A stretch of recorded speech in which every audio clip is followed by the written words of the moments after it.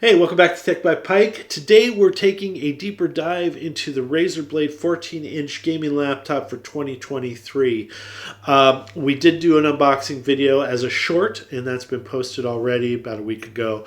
So if you're interested in that, go ahead and take a look. We went ahead since then and did some benchmarking, some gaming, and take a look at the overall aesthetic of the laptop. And we want to bring you the results and our thoughts about this particular version of the 14-inch Razer Blade to you right now. But first, a quick review of the specs. This one comes with an AMD Ryzen 9 6900HX processor. That's 8 core, 16 threads. Comes with also the 14-inch QHD 240 Hz 2560 by 1600. AMD FreeSync.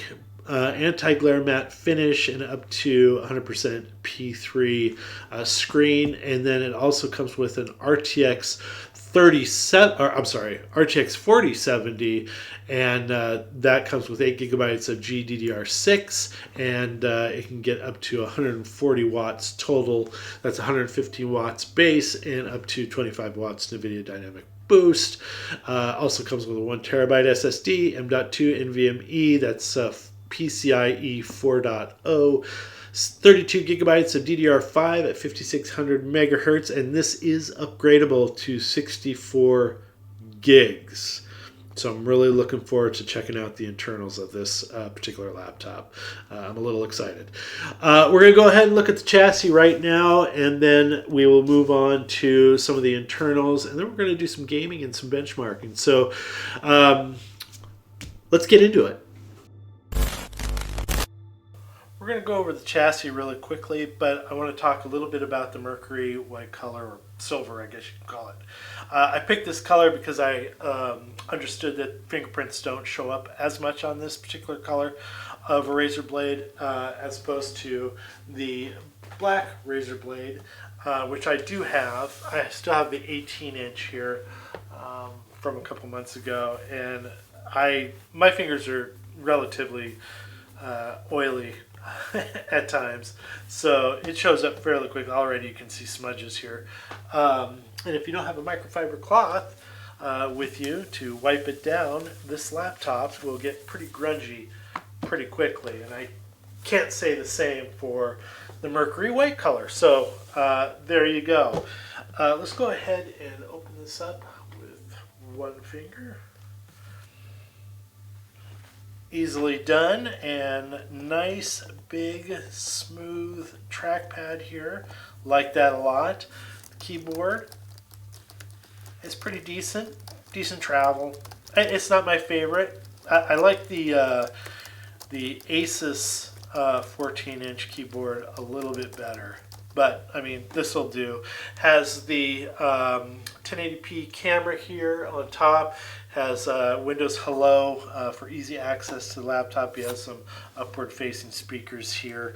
And what else? You have the 2560 by 1600 QHD 240 Hertz, and it's an anti-glare display with an ultra fast refresh rate, so that's good. Let's check out the flex here. So very, very sturdy, no flex. None whatsoever. And you know, I forgot to check the keyboard if there was any flex. Just a little bit right in the middle, but I don't know. That's to be expected.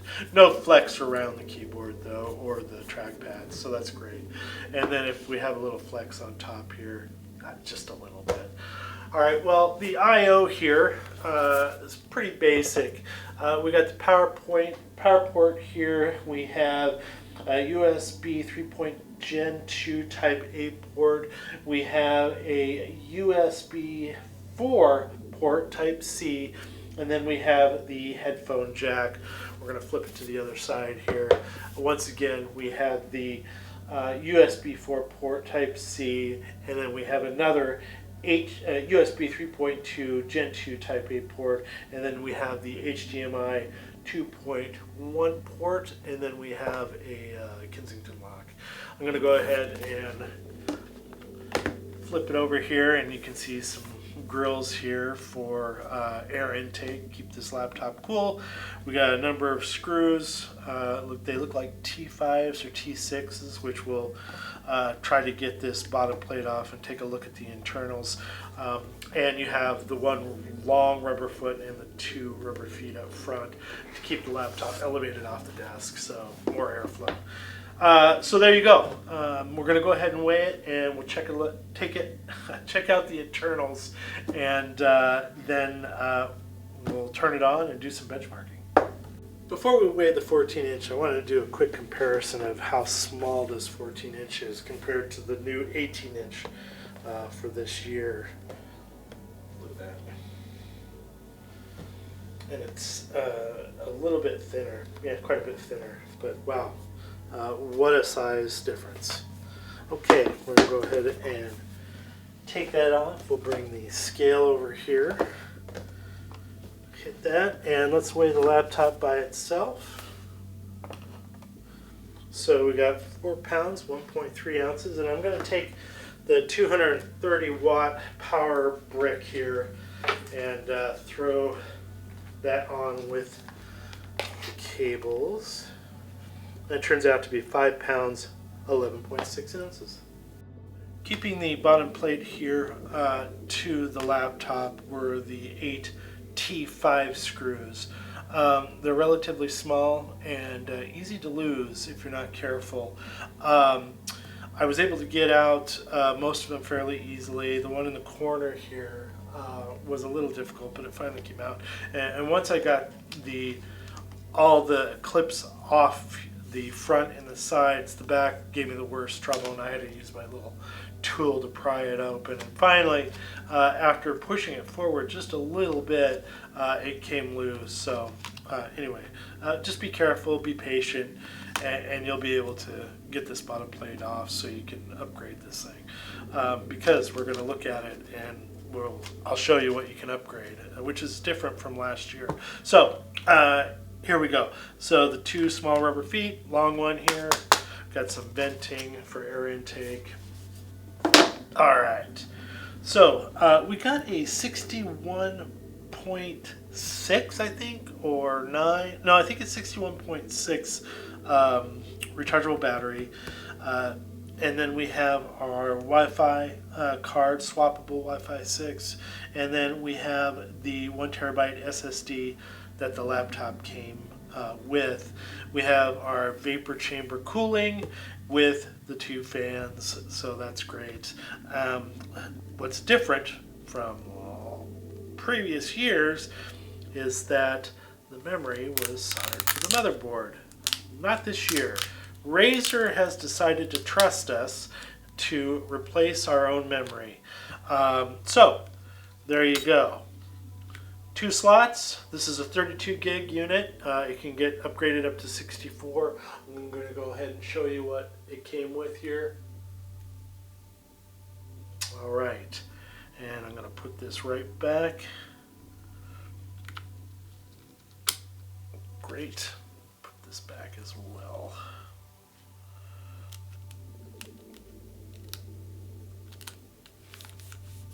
All right. I think that's pretty much it, but I'm really happy about the upgradable memory.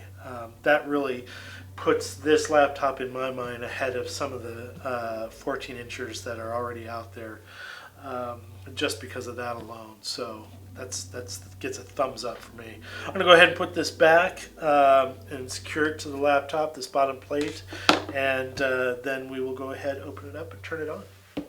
We're checking out the 1080p camera and also the mic.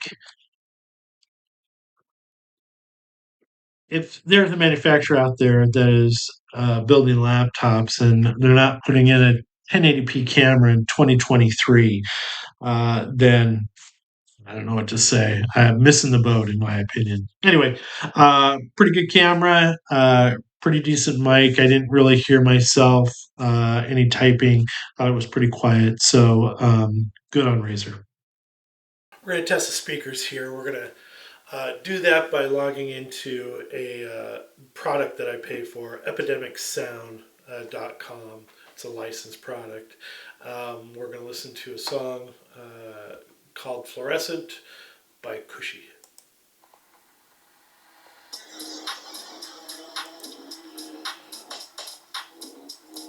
We're at 50%.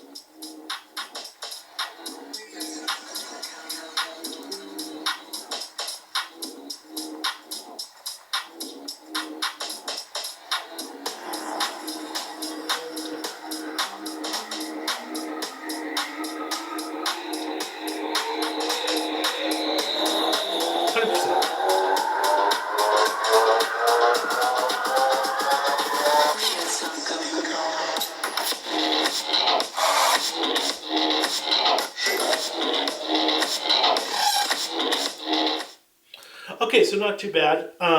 It's a little tinny at the top. There is a little bit of bass, but it's not in your face. I wish it was for a song like this, that you could kind of feel it. You definitely don't on this laptop. It is a 14-inch laptop, though, and it gets pretty good sound for what it is. So anyway, not too bad. All right, we're checking out Razer Central here, and we got a number of different customizations that we can do within the Synapsys software. But I'm going to go straight to performance here. We have a balance, a silent, and a custom. We can tweak the CPU all the way from low to boost, even the GPU, low, medium, high. You can go max fan speed modes. And then once you close over here to display, you have an option for 60 hertz or 240 hertz. And then I have this here, check, switch laptop screen refresh rate to 60 hertz when on battery. And then we have our NVIDIA Optimus GPU mode and our dedicated GPU mode. And if you switch over, it'll cause you to restart the laptop to actually activate that mode. And then you have your lighting. You can do backlighting on our keyboard. It's per key RGB, which is pretty cool. So there you go. Lots to discover within this Synapsys software. We also performed some screen tests with our Spider X Pro, and we came out with 100% of sRGB, 100% of P3, and 100% of Adobe RGB. And the screen's peak brightness is 500 nits. We started out our benchmarking with Cinebench R23, and for our CPU multi-core score, we got a score of 15,057 and then a single core score of 1,792. We leveraged 3D Mark for some other benchmarking scores like Time Spy, Firestrike. There's a storage benchmarking and a CPU benchmarking. For Time Spy, we got a graphics score of 12,818 and a CPU score of 11,583. Firestrike, we got a graphics score of 32,569 and a physics score of 28,534 and a combined score of 14,828. We got a storage score here of 2,505 and a CPU score. You can see max threads at 8,267 all the way down to one thread at 1,032. Leveraging Geekbench 6, we got a single core score of 2647 and a multi-core score of 12,828. And I'm going to go ahead and scroll down a little bit here so you can take a look at the scores in more detail.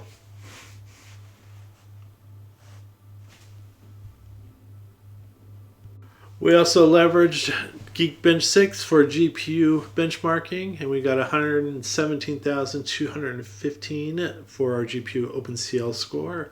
And I'm going to scroll down here just a little bit so you can get some a better look at the details and how this score came about. Doing some testing here with in-game benchmarking, Shadows of the Tomb Raider, and we're checking the temps and the fan noise. You can hear the fans in the background. But the temps, right above the keyboard, below the screen, we're getting around 36, 37 Celsius.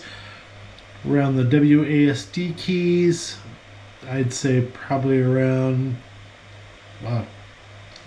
28 to 30 Celsius. right in the middle there. It's getting a little warm. The track pads, around 29 to 30. You can see the heat coming through too really quickly. Look at that. So pretty warm. The fan noise, let's check that out real quick.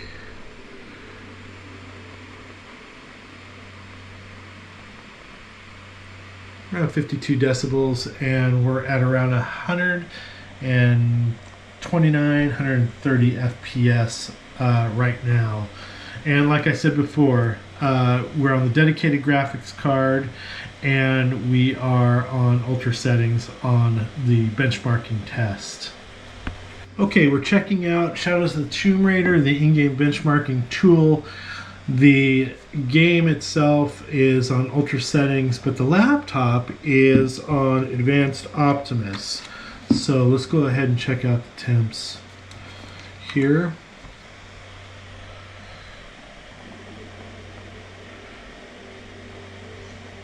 Right above the keyboard there and below the screen, around 38 to 40 degrees Celsius.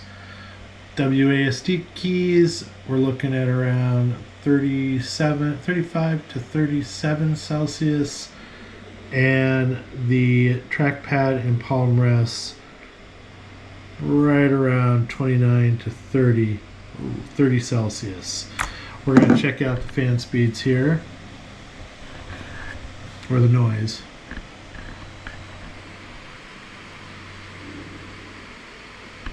Around 54 decibels, and we're getting around 123 FPS on average.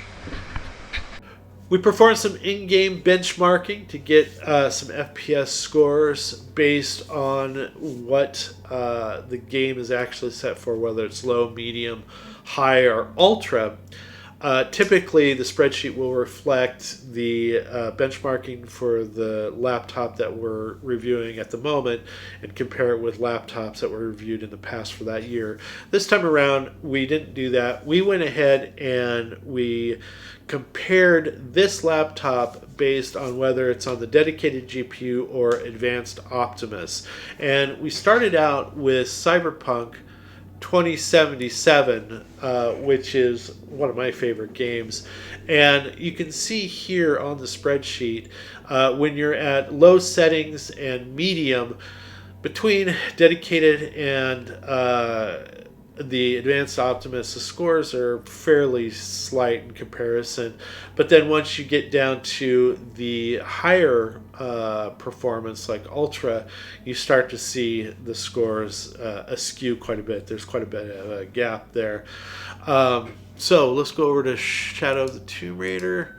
The scores on this were fairly even. Not a lot of gaps here. The dedicated GPU didn't run away with it, and neither did advanced Optimus. And you have to also remember too, it depends if the game itself is CPU or GPU bound, where the score might skew one way or the other. We're going to go with F1 2020 here, and as you can see, the dedicated GPU had a major advance on the advanced Optimus settings, so that's great. Red Dead Redemption, it kind of went back and forth, but the percentage-wise, as far as the gap, wasn't big. It wasn't really noteworthy in a lot of the cases here, whether it's on ultra or low settings. Horizon Zero Dawn, massive difference. And Optimus wins, the advanced Optimus setting wins it by a long shot. So there you go. We have really enjoyed having the Razer Blade 14-inch for 2023 in the studio the last couple of weeks, working with it and doing some benchmarking and gaming on this machine. A few things that I really like about it is the fact that it comes in this Mercury color, so it reduces the chance of greasy finger marks and fingerprints and whatnot on the chassis, which for me is a good thing. And then the fact that you can upgrade this laptop up to 64 gigs. with those two slots that you can swap out memory. So for me, I really appreciate that. I don't really feel that it's fair for me to compare this with the Asus Zephyrus that we had in a few weeks ago, the 14-incher. It had an RTX 4090, and I just it wouldn't be a fair comparison, so I didn't go that direction. Anyway, if you like this video, go ahead and hit the like button. If you want to see more videos like this from Tech by Pike, hit the subscribe button. We appreciate it. It helps the channel. Not only that, it gives us an opportunity to bring more videos like this to you. And for that, we thank you.